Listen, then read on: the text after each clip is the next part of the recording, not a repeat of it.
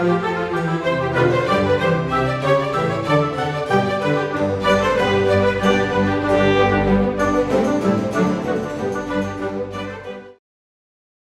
tal? Buenas tardes, nos encontramos aquí en Nutrimed y estamos por ahí transmitiéndoles de nueva cuenta un video más acerca de una de las enfermedades que comúnmente se están presentando en este verano y que pues me es de mi incumbencia poderles compartir esta información. Resulta ser que frecuentemente los pediatras nos encontramos con esta patología. Básicamente un 40% de la consulta que estamos recibiendo en esta última quincena ha sido precisamente sobre esta enfermedad. ¿Qué enfermedad es? Pues básicamente la diarrea aguda, o también denominada enfermedad diarreica aguda, o también denominada gastroenteritis, aunque eso sería ya un término un poquito más complejo porque conllevaría un estudio de histopatología, el cual no vamos a abordar.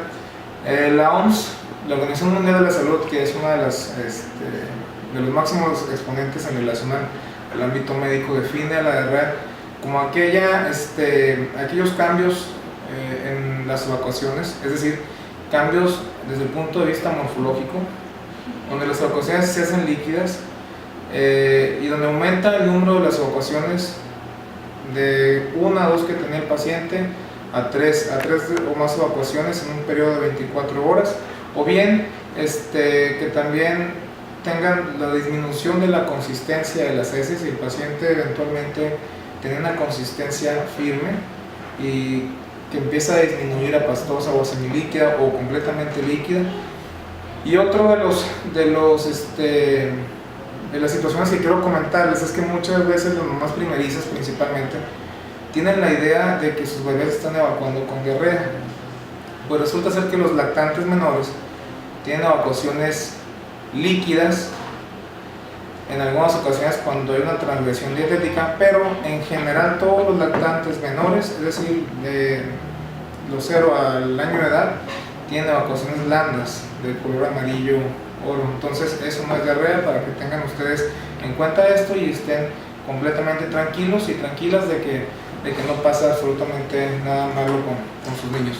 Resulta ser que aquí en México, desgraciadamente, en uno de los últimos estudios que se han hecho, los pacientes con diarrea, el 70% de niños puede llegar a la deshidratación. Aquí en México todavía no hay una muy buena cultura de rehidratación oral. Sin embargo, los pacientes que llegan a deshidratarse, solamente el 5% puede llegar a fallecer. Ahora bien, hay ocasiones, como un estudio que se realizó en el 2015, donde más de 6,000 niños fallecieron a causa de deshidratación, y son pacientitos que tienen edades menores de los 5 años, para que ustedes, mamás, papás, estén siempre al pendiente del estado de hidratación de nuestros hijos. ¿Cómo podemos evaluar el estado de hidratación ante un evento de diarrea? Básicamente nos damos cuenta de que el pacientito llora sin lágrimas, o bien cuando ya es un estado de mayor deshidratación, el paciente básicamente no llora, está completamente, le llamamos aletargado o somnoliento, por así decirlo, es decir, que está postrado en cama, no se levanta, no responde a estímulos. También la mucosa, es decir, lo que cubre por dentro de la boquita, está muy seco. La turgencia de la piel también se pierde, inclusive se hace chiclosa, por así decirlo. Y por otro lado, cuando todavía existe lo que llamamos la fontanela, esta parte de aquí, o la mollera, que todavía permanece abierta, si está muy deprimida, es decir, si está muy hundida, también es un signo de deshidratación. Entonces vamos a ir hablando de estos signos más adelante, un poquito más a fondo, pero ahorita lo que quiero comentarles es que tenemos que estar siempre al pendiente del estado de hidratación de nuestros pacientes. Entonces, ¿cómo podemos clasificar a la diarrea? Pues básicamente la clasificamos en el periodo de tiempo en el que se presenta. Puede llamarse aguda o puede llamarse crónica. En la parte aguda es cuando se maneja una diarrea menor a 2 semanas de evolución.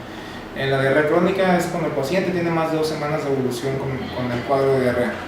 Resulta ser que también pudiéramos definir a las diarreas o también pudiéramos clasificarlas dentro de la forma o del tipo de diarrea. Por ejemplo, hay una diarrea que se llama diarrea acuosa, que es la diarrea más común de todas, que se presenta básicamente en infecciones virales, que generalmente no meditan un tratamiento específico, solamente mantener el estado de hidratación, el cambio en la cuestión dietética, que más adelante lo vamos a abordar, y por otro lado también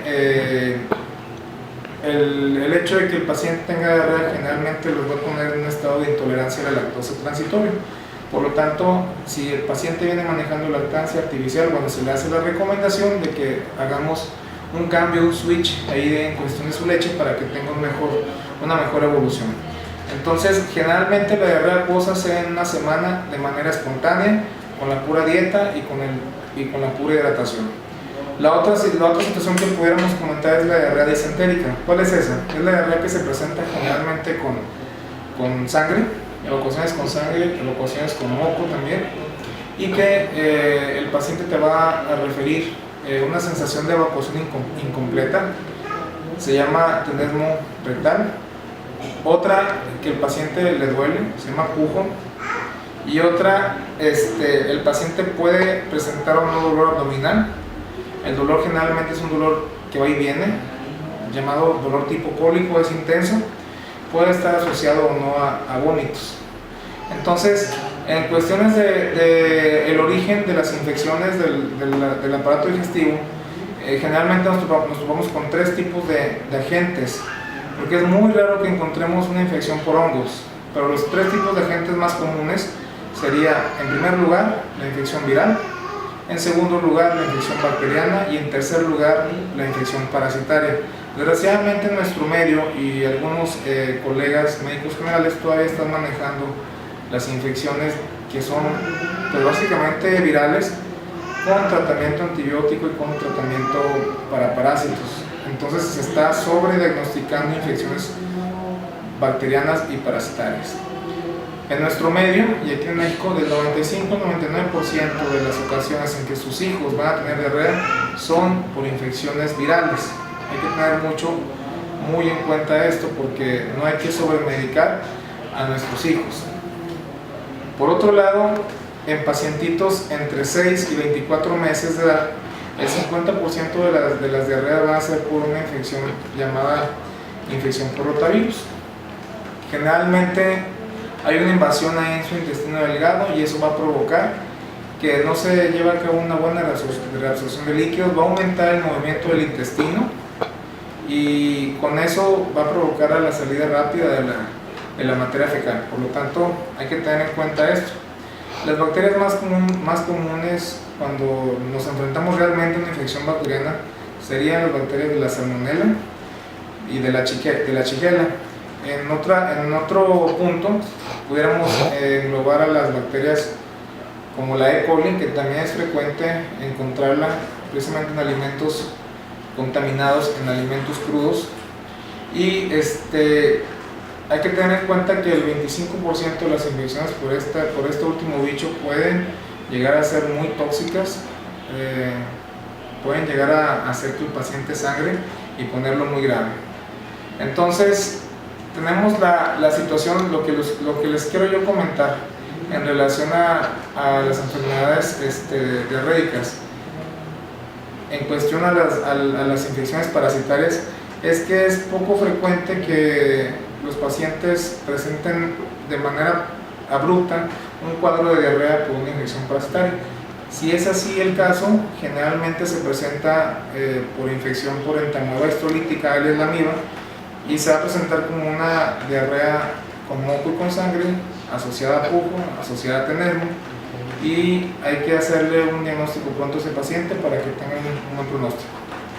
¿Cómo prevenirlas? ¿Cómo prevenir este tipo de diarreas? Bueno, básicamente el consejo clave todavía sigue siendo el lavar adecuadamente las frutas, las verduras, el lavado de manos obviamente, antes y después de ir al baño, antes de cocinar en cuestión de ustedes como papás, después de cambiarle los pañales al bebé. El estado de hidratación es muy importante, mantener siempre bien hidratados a los pacientes. Cubrir los alimentos después de haberlos preparado. Esto es muy importante porque generalmente las moscas actúan como vectores de infección, es decir, llevan en sus patas bacterias. Entonces tengan mucho cuidado al momento de realizar los alimentos, hay que cubrirlos. Recordemos que también hay bacterias que pueden crecer dentro del alimento y pueden dejar toxinas. Entonces también se recomienda que después de haber cocido los alimentos, después de haberlos preparado, nada más se quedan cuando máximo 2 horas fuera del refrigerador y después conservarlos en refrigeración. Hay que estar sacando la basura constantemente, no hay que dejar que se acumule, igual para que no exista el vector que es la mosca. Y por otro lado hay que ser muy cuidadosos en la higiene de los alimentos que consumimos, porque por ejemplo he visto muchos papás que son muy dados a consumir alimentos en la calle, alimentos donde eventualmente pasan coches, levantan tierra, y ustedes ¿qué creen que lleva esa tierra? Pues exacto, lleva E. coli, lleva bacterias que vienen del excremento, de la materia fecal de los animales. Son muy dados los papás a comprarles alimentos chatarra, elotes fuera de casa, entonces tengan mucho cuidado con eso, por favor. La otra situación, ¿cómo puedo yo afrontar una diarrea en casa? Sí se puede manejar en casa. De hecho, como les decía, básicamente el 95% son virales y no meditan tratamiento. Si ustedes ven que los pacientes, que los niños empiezan con vómitos muy fuertes, se les llama vómito incoercible, o sea que no pueden tolerar nada de líquido. Si ustedes ven que las diarreas van acompañadas de moco y sangre, es cuando deben de buscar al profesional de la salud. Pero mientras podemos manejarlo en casa, primero con la hidratación. La recomendación es líquidos claros, suero bidoral, agua de arroz, tés, gelatinas, etc. Entonces, cuidar el estado de hidratación. ¿Y cuál es el truco? Generalmente la recomendación es que se le dé al paciente en traguitos y despacito. Si se puede en cuchara, mejor, porque generalmente el paciente trae un estado de inflamación en su estómago y lo toman de manera ávida, el líquido, y lo pueden llegar a vomitar y no tolerar nada. Los antidiarreicos no están muy aconsejados actualmente, y menos en edad pediátrica.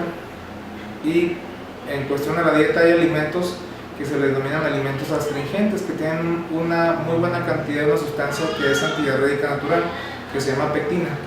Entre ellos se destaca la manzana, la guayaba, el arroz, plátano, pera, galleta salada, pollo. Entonces podemos darle este tipo de alimentos al paciente. Si el paciente venía tomando lactancia materna, puede seguir manejando la lactancia materna. Y como les comentaba hace unos momentos, en cuestión de la leche, hacer el cambio a una leche lactosada, porque el paciente va a estar en un estado de intolerancia a la lactosa, pero de manera transitoria, que esto puede conllevarlo a que la diarrea se perpetúe a un mayor lapso.